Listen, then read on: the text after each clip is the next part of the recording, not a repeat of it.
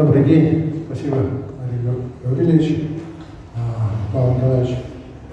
Вот мы рады вас видеть здесь, в нашем кругу, в историческом зале. Исторические события. Сама Национальная библиотека, наверное, именно тот центр, когда создает для общественного сознания необходимые хорошие посылы.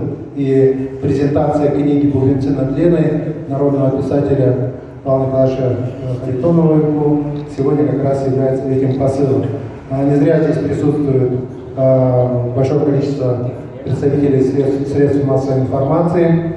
И если нас здесь в зале, как говорится, человек 50, то помножьте на это количество журналистов, и они, сколько говорят, 1 миллион жителей в Якутии, да? Но 1 миллион, может, не узнает, некоторые из них читать еще не умеют, да? Но те, кто читает, те, кто любит наших народных писателей, наших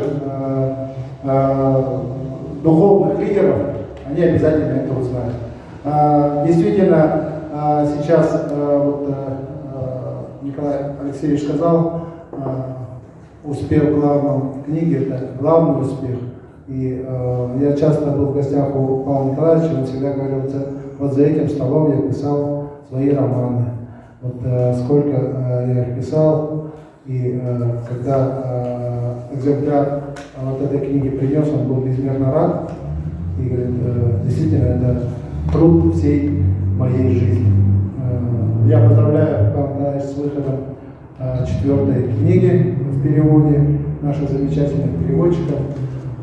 И с тем, что мы имеем в вашем лице того летописца, который несколько веков жизни описал совместную жизнь двух народов, русского и саха, как это сейчас было подмечено Николаем Алексеевичем.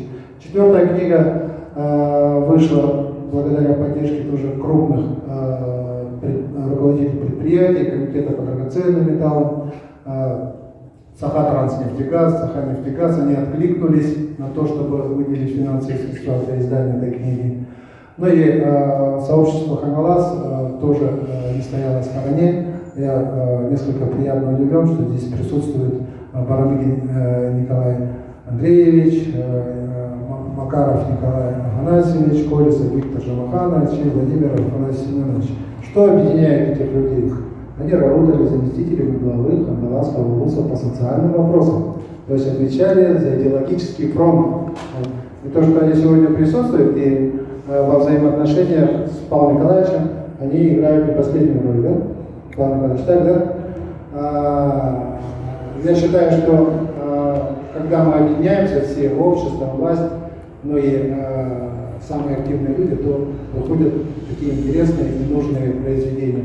Павел Николаевич сегодня принес сюда книги, думаю, всем достанутся, и если кто пожелает получить его автограф, то Павел Николаевич, дадите, да, автограф?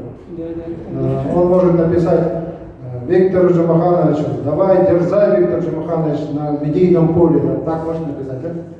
Вот. Но я сам все 4 книги читал в переводе,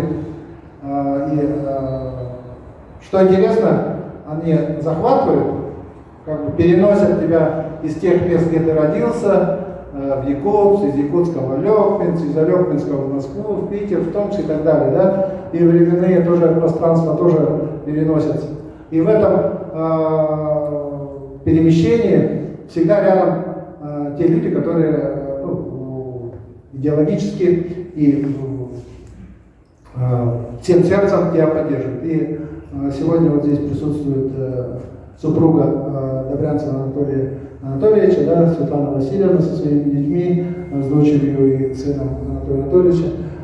Мы с Анатолием Анатольевичем над переводом этих всех 4 книг работали рука об руку. Источники были разные, это был бюджет Хангаласского ВУЗа, это, как я сказал, были бюджеты предприятий, компаний. Ну и последняя, вот, 3-я книга вышла при участии бюджета, вернее, не бюджета, Фонда Победы. Да, 3-я книга, она вышла за счет Фонда Победа, то есть, а там были пожертвования многих людей. То есть Павел Николаевич, к вашему произведению подключились очень много людей. Вы мне так и сказали, я был, хотя подтягивали покачано хомуя библиотеку, когда я не делали. Это я по-якутски сказал, что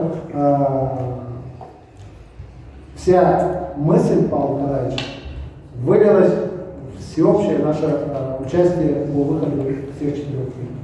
Павел Николаевич, я желаю вам дальнейших успехов.